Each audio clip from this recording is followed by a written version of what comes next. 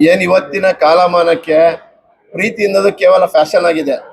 ಇಂಥ ಯುಗದಲ್ಲಿ ಏನು ತುಂಬಾ ಹಿಂದೆ ಕರ್ಕೊಂಡೋಗಿ ನಮ್ಗೆ ಪ್ರೀತಿಗೆ ಏನು ಪಾವಿತ್ರತೆ ಇದೆ, ಪ್ರೀತಿಗೆ ಎಷ್ಟು ಬೆಲೆ ಕೊಡಬೇಕು, ಗಂಡ ಹೆಂಡತಿ ಪ್ರೀತಿ ಅನ್ಯೂನ್ಯತೆ ಎಷ್ಟು ಚೆನ್ನಾಗಿರ್ಬೇಕು ಅನ್ನೋದನ್ನ ಬಹಳ ವಿಸ್ತಾರವಾಗಿ ಈ ಮೂವಿನಲ್ಲಿ ತೋರಿಸಿದರೆ ತುಂಬಾ ತುಂಬಾ ಚೆನ್ನಾಗಿದೆ. ಯಾಕೆ ಅಂದ್ರೆ ಕೇವಲ ಫೈಟ್ ಮಾಡ್ಕೊಂಡು ಮಚ್ಚಿಡ್ಕೊಂಡು ವೈಭವೀಕರಣ ಮಾಡ್ತಕ್ಕಂಥ ರೌಡಿಸಮ್ ಮತ್ತೊಂದನ್ನ ವೈಭವೀಕರಣ ಮಾಡೋದ್ರ ಬದಲಾಗಿ ಒಂದು ಫ್ಯಾಮಿಲಿ ಕುಂತ್ಕೊಂಡು ಗಂಡ ಹೆಂಡತಿಯ ಸಂಬಂಧ ಹೇಗಿರ್ಬೇಕು ಅನ್ನೋದನ್ನ ಬಹಳ ಚೆನ್ನಾಗಿ ಈ ಮೂವಿನಲ್ಲಿ ತೋರಿಸಿದ್ದಾರೆ.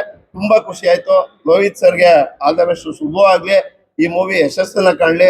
ಎಲ್ಲ ಫ್ಯಾಮಿಲಿಗಳು ಏನು ಫ್ಯಾಮಿಲಿ ಬಂದು ಥಿಯೇಟರ್ ಅಲ್ಲಿ ಮೂವಿನ ನೋಡಿ ಯಶಸ್ಸನ್ನ ಮಾಡ್ಲಿ. ತುಂಬಾ ಚೆನ್ನಾಗಿದೆ. ಚೆನ್ನಾಗಿ ಆಕ್ಟ್ ಮಾಡಿದ್ದಾರೆ. ಮೊದಲನೇ ಮೂವಿ ಅಂತ ಅನ್ಸೋದಿಲ್ಲ. ಕನ್ನಡ ಇಂಡಸ್ಟ್ರಿಗೆ ಒಳ್ಳೆ ಹೀರೋಯಿನ್ ಬಂದಿದ್ದಾರೆ. ಅಜಯ್ ರಾವ್ ಚೆನ್ನಾಗಿದೆ. ಕತೆ ತುಂಬಾ ಚೆನ್ನಾಗಿದೆ. ಗಂಡ ಹೆಂಡತಿ ಕೂತ್ಕೊಂಡು ನೋಡೋವಂಥದ್ದು.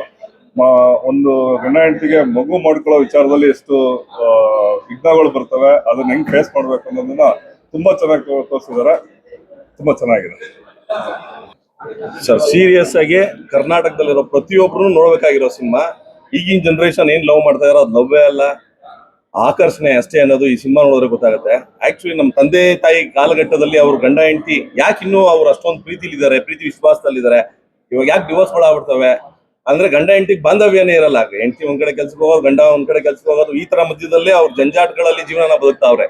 ಎಕ್ಸಾಕ್ಟ್ ಆಗಿ ಗಂಡ ಹೆಂಡತಿಗೆ ಹೇಗ್ ಟೈಮ್ ಕೊಡ್ಬೇಕು, ಹೆಂಡತಿ ಗಂಡನ್ ಹೇಗ್ ಟೈಮ್ ಕೊಡ್ಬೇಕು, ನಿಜವಾದ್ಲು ಪ್ರೀತಿ ಅನ್ನೋದೇನು ಅನ್ನೋದು ಈ ಸಿನಿಮಾ ನೋಡಿದ್ರೆ ಗೊತ್ತಾಗ್ಬಿಡುತ್ತೆ. ಬಸ್ ನಿಮ್ಗೆ ಕಂಪ್ಲೀಟ್ ಆಗಿ ಆ ಸಿನಿಮಾ ನಿಮ್ಗೆ ಒಂದು ಟ್ರಾನ್ಸ್ ಕರ್ಕೊಂಡು ಹೋಗುತ್ತೆ. ಅಂದ್ರೆ ನೀವು ನಾರ್ಮಲ್ ಆಗಿ ಇವಾಗ ಯಾವ್ದೋ ಸಿನಿಮಾ ನೋಡ್ಬೇಕಂದ್ರೆ ಏನೋ ಈ ತರ ನಡೀತಾ ಆ ತರ ಅಲ್ಲ. ಈ ತರ ಪ್ರೀತಿ ಅಂದ್ರೆ ಬ್ಯೂಟಿಫುಲ್ ಆಗಿದೆಯಲ್ಲ, ಇದನ್ನ ಎಂಜಾಯ್ ಮಾಡ್ಬೇಕಲ್ಲ. ಅದೊಂಥರ ಡಿಫ್ರೆಂಟ್ ಆದ ಅನುಭವ ಬಾಸ್, ಮಾತಲ್ಲಿ ಹೇಳಕ್ಕಾಗಲ್ಲ. ಇವತ್ತು ನಾನು ಒಬ್ಬನೇ ಬಂದಿದ್ದೀನಿ, ನಾಳೆ ನಂದು ಜಾಯಿಂಟ್ ಫ್ಯಾಮಿಲಿ ಇದೆ, ಒಂದು 20-25 ಜನ ಒಟ್ಟಿಗೆ ಬಂದು ನೋಡ್ತೀವಿ. ನಾನು ಸೀರಿಯಸ್ ಆಗಿ ಚಾಲೆಂಜ್ ಮಾಡ್ತೀನಿ ಬಾಸ್, ನಿಮ್ಮಲ್ಲಿ ಯಾರೇ ಆಗ್ಲಿ ಒಬ್ರು ಬಂದು ಸಿನಿಮಾ ನೋಡಿದ್ರೆ ಫ್ಯಾಮಿಲಿ ಜೊತೆ ಬಂದು ಸಿನಿಮಾ ನೋಡ್ತೀರಾ. ಅಂಡ್ 100% ಅಜಯ್ ರಾವ್ ಅವ್ರದ್ದು ತಾಜ್ ಮಹಲ್ ಸಿನಿಮಾ ಆದ್ಮೇಲೆ ಒಂದು ದೊಡ್ಡ ಬ್ರೇಕ್ ಸಿಕ್ಕಿತ್ತು ಅವ್ರಿಗೆ. ಅದಾದ್ಮೇಲೆ ಒಳ್ಳೊಳ್ಳೆ ಸಿನಿಮಾಗಳನ್ನೇ ಮಾಡ್ಕೊಂಡ್ ಬಂದಿದ್ದಾರೆ. ಬಟ್ ಇದು ಸೆಕೆಂಡ್ ಇನ್ನಿಂಗ್ಸ್ ಆಗುತ್ತೆ. ಅಂಡ್ ಹೀರೋಯಿನ್ ಬಗ್ಗೆ ಅಂತೂ ಅಮೇಸಿಂಗ್. ಪ್ರತಿಯೊಂದು ಪಾತ್ರವನ್ನು ಬಸ್ ರಂಗಾಯಣ ರಘು ಅವರು ಪ್ರತಿಯೊಬ್ರು ಅದ್ಭುತವಾಗಿ ಮಾಡಿದ್ದಾರೆ. Amazing. Once again it's beautiful movie. All the best. ಎಲ್ರಿಗೂ ನಮಸ್ಕಾರ. ಈಗ ತಾನೇ ಸರಳ ಸುಬ್ಬಾರಾವ್ ಫಿಲ್ಮ್ ನೋಡ್ಕೊಂಬಂತಂದ್ವಿ. ಸಿನಿಮಾ ಬಹಳ ಚೆನ್ನಾಗಿದೆ. ಒಂದು ಫ್ಯಾಮಿಲಿ ಸಿನಿಮಾಗಳು ಬಂದು ಬಹಳ ದಿವಸ ಆಗಿತ್ತು ಕನ್ನಡ ಇಂಡಸ್ಟ್ರಿನಲ್ಲಿ. ಇದು ಸ್ಪೆಷಲಿ ಹೊಸದಾಗಿ ಮದುವೆ ಆಗಿರೋರಾಗ್ಲಿ ಅಥವಾ ಲವ್ ಅಲ್ಲಿ ಇರೋಂಥವ್ರು ಅಥವಾ ಮದುವೆ ಆಗಿ ಒಂದು ಗರ್ಭಿಣಿ ಹೆಂಡತಿ ಇರೋಂಥವ್ರು ನೋಡ್ಲೇಬೇಕಾಗಿರೋಂಥ ಚಿತ್ರ. ಕುಟುಂಬದ ಸಮೇತ ಪ್ರತಿಯೊಬ್ಬರು ಬಂದು ನೋಡಿ ಡೆಫಿನೆಟ್ಲಿ ಸಿನಿಮಾನ ಎಂಜಾಯ್ ಮಾಡಿ ಸಪೋರ್ಟ್ ಮಾಡ್ತಾರೆ ಅನ್ಸುತ್ತೆ. ಹೀರೋಯಿನ್ ಆಕ್ಟಿಂಗ್ ಮಿಶಾ ನಾರಂಗ್ ಅವ್ರದ್ದಾಗ್ಲಿ ಅಥವಾ ಅಜಯ್ ರಾವ್ ಅವ್ರದ್ದಾಗ್ಲಿ, ಸ್ಪೆಷಲಿ ನಮ್ಮ ರಂಗಾಯಣ ರಘು ಸರ್ ಅವರ ಆಕ್ಟಿಂಗ್ ಬಹಳ ಚೆನ್ನಾಗಿದೆ. ಲೋಹಿತ್ ಅವ್ರಿಗೆ ಒಳ್ಳೇದಾಗ್ಲಿ. ಈ ತರ ಸಿನಿಮಾಗಳು ಕನ್ನಡ ಇಂಡಸ್ಟ್ರಿನಲ್ಲಿ ಮತ್ತೆ ಮತ್ತೆ ಬಂದು ಆಗ್ಬೇಕು ಅಂತಂದ್ರೆ ಪ್ರತಿಯೊಬ್ಬರು ಬಂದು ಈ ತರ ಸಿನಿಮಾ ಸಪೋರ್ಟ್ ಮಾಡ್ಲಿ ಅಂತ ನಾನು ಕೇಳ್ಕೊತೀನಿ. All the best. Thank you. ನಮಸ್ಕಾರ. ಸರಳ ಸುಬ್ಬಾರಾವ್ ಇದೀಗ ತಾನೇ ನೋಡಿದೆ. ಇದು ನನ್ನ ಸಿನಿಮಾ, ನಾನು ಇದ್ರಲ್ಲಿ ಮಾಡಿದ್ದೀನಿ ಅಂತ ಯಾವ ಒಂದು ಉತ್ಪ್ರೇಕ್ಷೆ ಇಲ್ಲದೆ ನಾನು ಮಾತು ಹೇಳಬೇಕು. ಇದೊಂದು ಕನ್ನಡದ ವಿಭಿನ್ನ, ವಿಶೇಷ, ಉತ್ಕೃಷ್ಟವಾದ ಸಿನಿಮಾ. ಈಗ ನಾವೆಲ್ಲ ಇಂಗ್ಲಿಷ್ ಪದಗಳನ್ನು ಬಳಸಿ ಕನ್ನಡನ ಮಾತಾಡ್ತಾ ಇದ್ದೀವಿ. ಎಷ್ಟೋ ಕನ್ನಡ ಪದಗಳು ಮತ್ತೆ ನಮಗೆ ಬೇಕಾದ್ರೆ ಮೊದಲೆಲ್ಲ ನಾವೆಲ್ಸ್ ಓದ್ತಿದ್ವಿ, ಪೇಪರ್ಸ್ ಓದ್ತಿದ್ವಿ, ಅದನ್ನೆಲ್ಲ ಬಿಟ್ಬಿಟ್ಟಿದ್ದೀವಿ. ಕನ್ನಡ ನನ್ನ ಕಿವಿಗೆ ಬಿದ್ದು ನನ್ನ ಕಿವಿ ಪಾವನ ಆಯಿತು ಅಂತ ಹೇಳ್ಬೋದು. ಅದ್ರ ಜೊತೆಗೆ ಆ ಕಂಟೆಂಟು ಮಂಜು ಸ್ವರಾಜ್ ಅವರೇ ಅದನ್ನ ಬರೆದಿರೋದ್ರಿಂದ, ಅದರ ಜೊತೆಗೆ ಅದರ ಹಿಂದೆ ನಾವೆಲ್ ಬೇಸ್ಡ್ ಇರೋದ್ರಿಂದ ಸ್ವಚ್ಛವಾದ ಕನ್ನಡ, ಅದರ ಜೊತೆಗೆ ಸಂಬಂಧ, ಪ್ರೇಮ, ಪ್ರೀತಿ. ಮಗುವಿನ ಜನನ ಆಗಬೇಕು ಅಂದರೆ ಬರೀ ಒಂದು ತಾಯಿಯ ಜರ್ನಿ ಅಷ್ಟೇ ಅಲ್ಲ, ಇಡೀ ಕುಟುಂಬದ ಒಂದು ಜರ್ನಿ ಆಗುತ್ತೆ. ಇದೊಂದು ನಮ್ಮ ಸಮಾಜದ ಒಂದು ಜರ್ನಿ ಆಗುತ್ತೆ ಅನ್ನೋದನ್ನು ತುಂಬ ಚೆನ್ನಾಗಿ ತೋರಿಸಿದ್ದಾರೆ. ತ್ರಿವೇಣಿಯವರು ಬರೆದ ಕತೆ. ಇದಕ್ಕೆ ಜಾಸ್ತಿ ನಾನು ಏನು ಹೇಳೋಕ್ಕಾಗಲ್ಲ. ಪ್ರತಿಯೊಬ್ಬರು ಈ ಸಿನಿಮಾನ ನೋಡಲೇಬೇಕು. ಸರಳ ಸುಬ್ಬಾರಾವ್ ಮೂವಿ ಬಂದಿದ್ವಿ. ಎಕ್ಸಲೆಂಟ್ ಆಗಿದೆ ಮೂವಿ, ತುಂಬಾ ಚೆನ್ನಾಗಿ ಬಂದಿದೆ. ಸೊ ಈಗಿನ ಜನರೇಷನ್ ಅಲ್ಲಿ ಇವಾಗ ಈ ನಡುವೆ ತುಂಬಾ ಕ್ರೈಮ್ ಥ್ರಿಲ್ಲರ್ಸ್, ತುಂಬಾ ಹಾರರ್, ಇದು ಮಚ್ಚು ಗಿಚ್ಚು ಅಂತ ಆ ಥರ ಮೂವಿ, ರಕ್ತಪಾತಗಳೇ ಬರ್ತಾ ಇತ್ತು. ಇದು ತುಂಬಾ ಪ್ಲೆಸೆಂಟ್ ಆಗಿದೆ ಮೂವಿ. ತುಂಬಾ ನೀಟಾಗಿ ತೆಗ್ದಿದ್ದಾರೆ. ಒಳ್ಳೆ ಸ್ಕ್ರೀನ್ ಪ್ಲೇ ಇದೆ, ಒಳ್ಳೆ ಡೈರೆಕ್ಷನ್ ಇದೆ. ಸೊ ಡೈರೆಕ್ಟರ್ ತುಂಬಾ ಚೆನ್ನಾಗಿ ತೆಗ್ದಿದ್ದಾರೆ.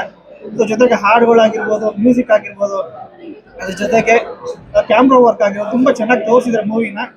ಸೊ ಸ್ಟೋರಿ ನಮ್ಮ ಮನೆಯಲ್ಲೇ ನಡೆದಿರೋ ಸ್ಟೋರಿ ತರ ಆಯ್ತು. ರೀಸೆಂಟ್ ಆಗಿ ನಮ್ಮನ್ ಮಗು ಆಯ್ತು. ಸೊ ಸೇಮ್ ಸ್ಟೋರಿ ನಾವು ಥಿಯೇಟರ್ ಕುತ್ಕೊಂಡು ನೋಡೋ ತರ ಇತ್ತು. ಹೀರೋಯಿನ್ ಅಂತೂ ತುಂಬಾ ಚೆನ್ನಾಗಿ ಮಾಡಿದ್ರೆ, ಫ್ರೆಶರ್ ಅಂತ ಅನ್ಸೋದೇ ಇಲ್ಲ. ಅಜಯ್ ರಾವ್ ಸರ್ ಅಂತೂ ಎಕ್ಸಲೆಂಟ್ ಆಗಿ ಮಾಡಿದ್ದಾರೆ. ಹೀರೋಯಿನ್ ಅವರು ತುಂಬಾ ಚೆನ್ನಾಗಿ ಮಾಡಿದ್ದಾರೆ. ಸೊ ಪ್ರತಿಯೊಬ್ರು ಫ್ಯಾಮಿಲಿ ಒಬ್ರು ಕನೆಕ್ಟ್ ಆಗ್ಬೋದು. ಪ್ರತಿಯೊಬ್ಬರ ಮಗುವಿಂದ ಹಿಡಿದು ಎಲ್ಲ ಪೇರೆಂಟ್ಸ್ ಅವರು ದೊಡ್ಡವರವರೆಗೂ ಎಲ್ಲ ಬಂದು ನೋಡುವಂತ ಫಿಲಮ್, ಒಳ್ಳೆ ಫಿಲಮ್. ಎಲ್ಲ ಬಂದು ನೋಡಿ. ಕ್ಯಾಮರಾ ವರ್ಕ್ ತುಂಬಾ ಚೆನ್ನಾಗಿದೆ, ತುಂಬಾ ಖುಷಿ ಆಯ್ತು. Thank you.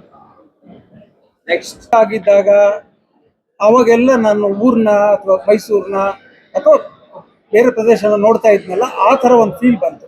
ಅಂದರೆ ಎಲ್ಲದನ್ನು ಆ ಲೆವೆಲ್ಗೆ ತಗೊಂಡು ಹೋಗಿದ್ದಾರೆ. ತುಂಬ ಕಷ್ಟದ ಕೆಲಸ ಅನ್ಸುತ್ತೆ ಈ ದಿನ.